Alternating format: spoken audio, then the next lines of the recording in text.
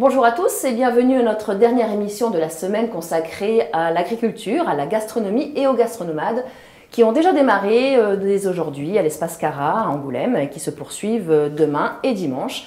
L'occasion de rencontrer des producteurs et des chefs de toute la France. Mais nous sommes ensemble un petit quart d'heure dans les studios de Charente Libre avec nos agriculteurs locaux, avec la Chambre d'agriculture, pour mettre en valeur donc vos travails, messieurs et mesdames, puisque nous avons une dame aujourd'hui. Et également, nous allons parler restauration avec Céline, pardon, pas du tout, Juliette, oui, vous êtes vous restauratrice aux Petites Chaumes à Gara, et vous nous avez préparé un plat, vous allez nous expliquer tout à l'heure ce que c'est un filet de thon? Non, en fait, c'est un filet de julienne en pêche de ligne. Bon, eh bien, très bien, on parlera de tout ça tout à l'heure. Et donc, pour nous parler de la filière céréalière, nous avons demandé à deux agriculteurs de nous rejoindre. Guillaume Chamoulot, vous êtes céréalier à Cellefroid. Oui, et Céline Peloquin, vous êtes céréalière à Villefagnan. Mais on verra que vous n'êtes pas que céréalière, vous faites plein de choses dans cette ferme, du pain, des lentilles et même des marchés. On reviendra là-dessus tout à l'heure. Guillaume Chamoulot, vous avez 41 ans, vous êtes céréalier à Cellefroid, je le disais tout à l'heure, vous avez 200 hectares à peu près, 200 hectares? Oui, 200 hectares. 200 hectares. Et sur votre compte Twitter, vous avez inscrit créateur de richesse végétale. Alors, c'est joli, mais ça veut dire quoi? En fait, vous avez dit que j'étais céréalier. Les céréales, en fait, c'est le blé et le maïs. Et je ne produis pas que du blé et du maïs. Je fais aussi du colza, du lin oléagineux, du sarrasin. Et ce ne sont pas des céréales. Donc, en fait, je produis des grandes cultures, des productions végétales. Et mon travail, c'est avec le sol, d'essayer de créer de la richesse, générer quelque chose, de faire pousser des plantes, d'où ce petit côté créateur de richesse végétale. Voilà, c'était un peu poétique. Et alors, vous avez une manière un peu particulière, un peu étonnante même de travailler, parce que vous dites que vous ne labourez pas vos sols, vous ne travaillez pas vos sols. Alors, c'est possible ça pour un agriculteur de ne pas labourer? Ouais, c'est une petite révolution peut-être aujourd'hui, mais en fait, c'est une technique qu'on appelle l'agriculture conservation des sols, où on utilise plutôt les plantes et les micro-organismes pour structurer le sol. Je le fais pour plusieurs choses. C'est l'objectif d'enrichir mon sol en carbone, en travaillant aussi avec des couverts végétaux entre chaque culture. Une culture pour l'homme, une culture pour la terre. Et puis, ça a un avantage pour moi, parce que c'est moins de matériel à avoir, c'est moins de temps dans les champs, en tout cas du temps, plus d'observation, mais moins à faire le travail. Voilà, c'est un aspect d'essayer de copier la nature. C'est plus compliqué, c'est plus simple. Comme vous l'avez dit, il faut réinventer notre logiciel qui était un petit peu sur le côté on travaille la terre, on la laboure. Mais moi, je trouve ça tout aussi intéressant. Et pour la faune, la biodiversité, c'est aussi très intéressant. Alors, comment ça se passe? Comment votre terre elle peut produire si vous n'allez pas la travailler? Alors en fait, la technique, elle est assez simple. À un moment donné, par contre, j'ai un défaut, c'est que je vais désherber la culture. Et à un moment donné où je fais en sorte que les plantes qui soient présentes s'arrêtent. Et j'ai un semoir particulier, donc qui est fait, c'est un semoir à disque, qui est capable en fait de semer dans une terre qui n'a pas été préparée. Donc il y a un petit peu plus de pression sur les disques qui vont mettre la graine. Mais avec le fait, en fait que les vers de terre et les racines des plantes qui vont être présentes, elles vont avoir structuré le sol. Donc on pourrait se dire il est dur, on ne va pas arriver à mettre de graines. Ben non, parce que naturellement, une forêt, c'est souple parce qu'il y a plein de vie dedans qui la structure, qui l'aère. Et donc, c'est recopier ça. Et le semoir, il arrive à poser des graines. Donc, ça surprend parce qu'on sème dans de la végétation qui peut faire 1,50 m. Mais à un moment donné, on arrête la végétation d'1,50 m, soit en la roulant ou avec de la chimie.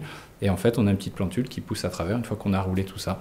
Oui, alors je vais vous demander, ça marche? Oui, ça marche. Ça fait 6 ans que moi je fais ça. Il y en a qui font ça depuis 20 ans. Il y a des pays beaucoup plus avancés. L'Amérique du Sud fait ça de façon majoritaire.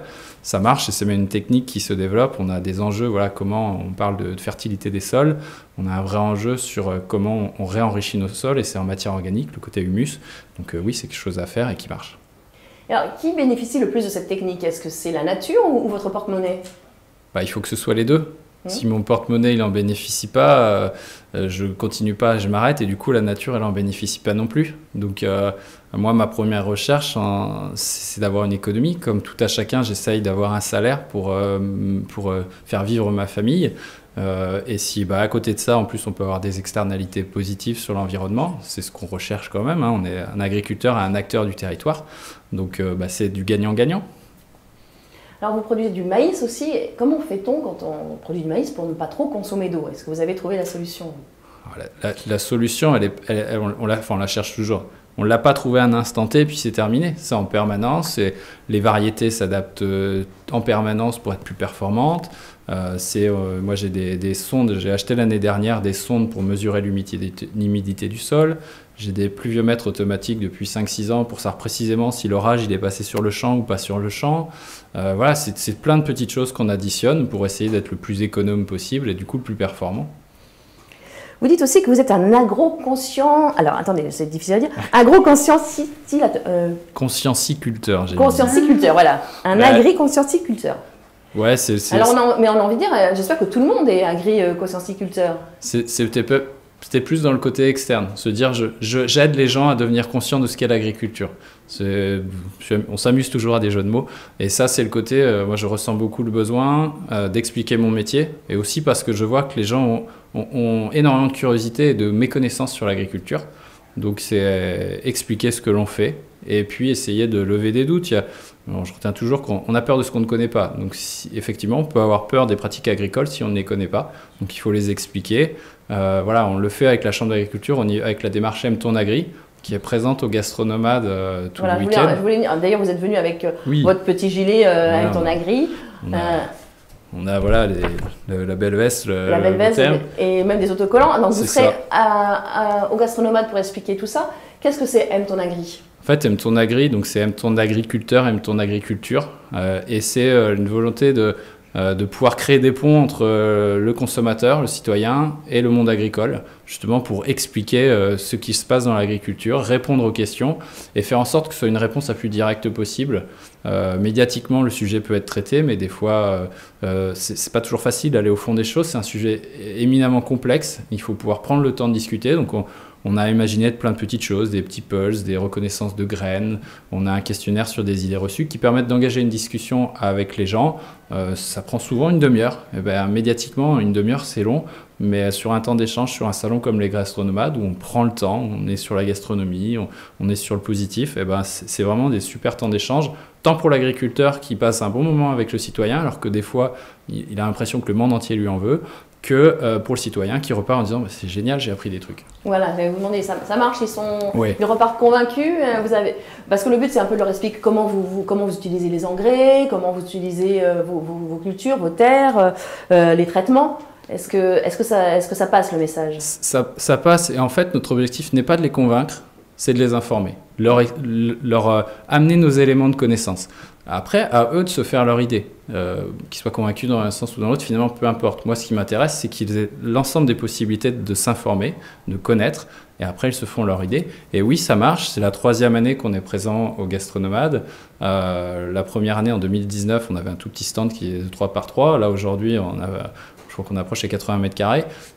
C'est aussi plus d'agriculteurs qui viennent participer. C'est hyper important aussi que les agriculteurs comprennent comment vulgariser leur métier. Donc nous, on a un axe de travail, comment en tant que chambre d'agriculture, on accompagne les agriculteurs à prendre la parole, à mieux expliquer, à venir sur des salons comme ça, s'exposer. C'est pas forcément facile au départ. Et puis du coup, créer ce moment de rencontre entre l'agriculture et le citoyen. Très bien. Alors, des moments de rencontre, vous, Céline Peloquin, vous en organisez beaucoup parce que vous avez une ferme, je le disais tout à l'heure, d'ailleurs une ferme, vous êtes en bio depuis plus de 60 ans. Depuis 60 plus de 55 ans. Voilà. Donc, c'est rare quand même d'être en bio depuis si longtemps. Mes beaux-parents étaient précurseurs, effectivement. Oui. Et alors, c'est une ferme, mais pas seulement, parce que sur cette ferme, il se passe plein de choses. Vous organisez des marchés, vous êtes en train de construire des bâtiments immenses. D'ailleurs, à quoi ça va servir tout ça? Comment fonctionne votre ferme? Alors, il y a notre ferme, d'abord, effectivement, en polyculture, de la même façon que Guillaume. Vous produisez quoi, vous, dans votre ferme? Donc, on est aussi sur de la polyculture, donc céréales, oléagineux, légumes secs. On était assez précurseurs aussi sur la réintroduction des protéines végétales dans les champs, c'est d'actualité. Et puis d'autres cultures comme la moutarde qui est une crucifère. Voilà, on a beaucoup de possibilités de culture dans les champs. On a beaucoup manqué.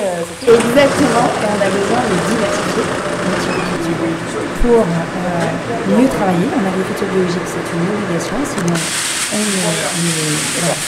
ça ne marche pas. et puis pour la biodiversité culturelle de manière générale.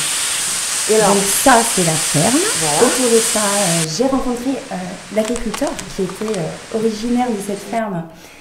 J'ai quitté mon travail qui était basé en Provence et j'ai rejoint la Charente. Vous êtes ingénieur agronome. Je suis agronome, voilà. Et j'ai rejoint mon agriculteur en Charente. Qui est devenu votre mari. Voilà. Et j'ai développé une activité de panification paysanne. Alors, panification, c'est le pain. Hein. C'est le pain, voilà. C'est-à-dire à partir des céréales que nous cultivons sur notre ferme, on moule les céréales, on en fait de la farine et à partir de la farine, on produit le pain. On fait cuire le pain dans un four à bois. Mais pourquoi ? Parce que cette farine, vous pouviez la vendre. Pourquoi la Oui, tout à fait. Ce qui est très intéressant, en fait, c'est d'aller jusqu'au bout et d'avoir le bonheur de valoriser la qualité produite sur le terroir, sur la ferme que l'on cultive. D'aller de A à Z, c'est très valorisant. Donc voilà, ça c'est l'activité que j'ai créée sur la ferme. Parallèlement, en fait, nous sommes aussi très engagés dans un groupement de producteurs. Vous parliez tout à l'heure du bâtiment que nous sommes en train, du site que nous sommes en train de construire. Alors, on l'a vu sur les images, on va le revoir. Voilà. Donc c'est un groupement de producteurs qui à la base est constitué de 8 agriculteurs. Nous sommes 25, plus une dizaine d'apporteurs. Et donc ça c'est aussi très important en dehors de la vente directe. La structuration de filières, de petites filières de valorisation des produits du terroir, en particulier basés sur la bio, et nous étions précurseurs à l'époque de la construction de la filière légumes secs, légumineuses à graines, alimentation humaine en France. Qu'est-ce que vous allez mettre dans ces bâtiments ? Donc ces bâtiments sont dédiés à la réception récolte. Parce que quand on produit, voilà, suite à tout ce travail important en fait Et qui finance tout ça ? Oui, c'est le groupement qui finance tout ça. Donc c'est vous-même. Voilà, tout à fait. En fait, si on veut valoriser tout ce travail méticuleux avec la terre et la nature, à un moment, il faut aussi réussir ses récoltes et réussir la conservation des grains. Donc, on est en train d'investir là-dedans. Donc, un site de réception récolte, de stockage, de transformation, de conditionnement et de vente partout en France. Alors, qu'est-ce que vous vendez ? Nous vendons donc les légumineuses à graines. Ça, c'était vraiment le fer de lance de la création de ce groupement, SAS Les Fermes de Chassagne. Donc lentilles, pois chiches, pois cassés, haricots rouges, blancs, noirs, flageolets, voilà, ce sont des exemples. Des farines de céréales. Donc là, sur les céréales, on a toute une gamme évidemment aussi, parce qu'il n'y a pas que le blé. Il y a aussi les blés anciens, par exemple. Et quand est-ce qu'on peut les acheter ? Alors, on peut les acheter dans des magasins que l'on livre, ou bien sur chacune des fermes. Qui font partie du groupement. Donc chez nous, évidemment, et à l'occasion des marchés à la ferme qui ont lieu chez nous tous les premiers vendredis de chaque mois. Tous les premiers vendredis de chaque mois. Voilà. Et donc vous êtes à la fois fermière, boulangère, vendeuse. Comment on fait tous ces métiers en même temps ? Oui, on décuple le temps de travail, et on embauche. Vous êtes combien ? Une des choses les plus importantes, en fait, c'est de valoriser les produits du terroir, mais que derrière, il y ait des agriculteurs qui puissent vivre de leur métier.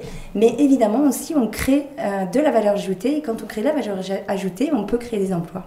Je crois que ce facteur social est aussi important. Donc, sur notre ferme, nous sommes 4. Oui. 4 personnes à travailler temps plein sur 80 hectares. Et dans le groupement, nous sommes 5 il y a 5 salariés qui travaillent avec nous. D'accord. Alors, on peut venir sur place, et vous dites dans les magasins.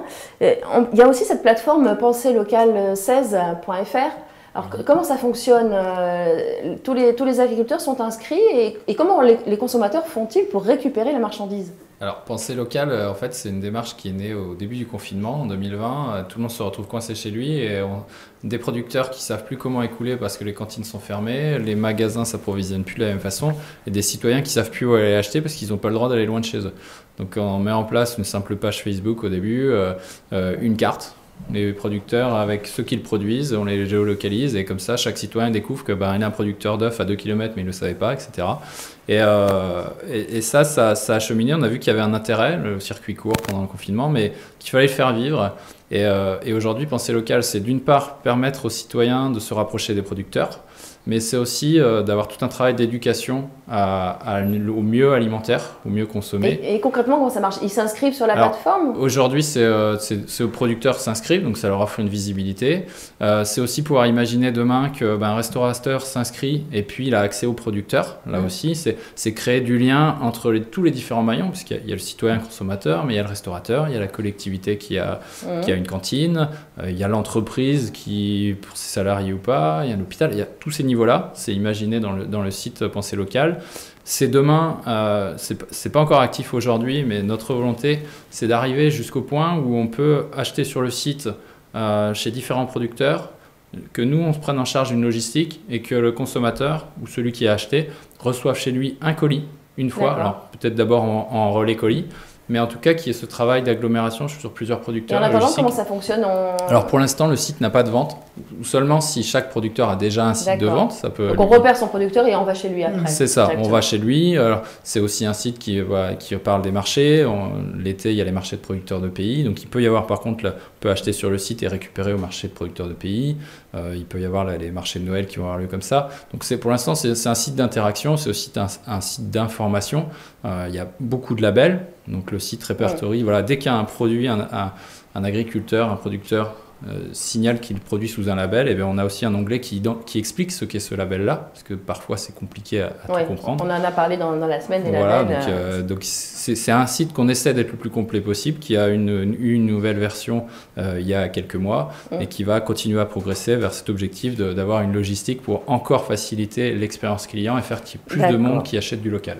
Donc voilà, donc le produit arrivera directement à la maison. C'est notre objectif. Bon, en attendant, c'est pas encore le cas, mais Juliette Louis, vous, comment vous faites justement? Alors, vous êtes restauratrice au Petite Chaume à Gara, un restaurant, ça fait pas très longtemps, ça fait 2 mois que vous êtes là-bas. Vous n'avez peut-être pas encore vos habitudes, mais... Pas encore trop, mais ça commence. Voilà, alors comment vous faites pour trouver vos produits? Est-ce que vous passez par ce genre de plateforme? Alors, on passe pas par la plateforme, mais on passe par le jardin d'à côté. Oui. Qui est un groupement pareil tenu par Virginie et qui permet en fait aux restaurateurs de commander les surplus des agriculteurs.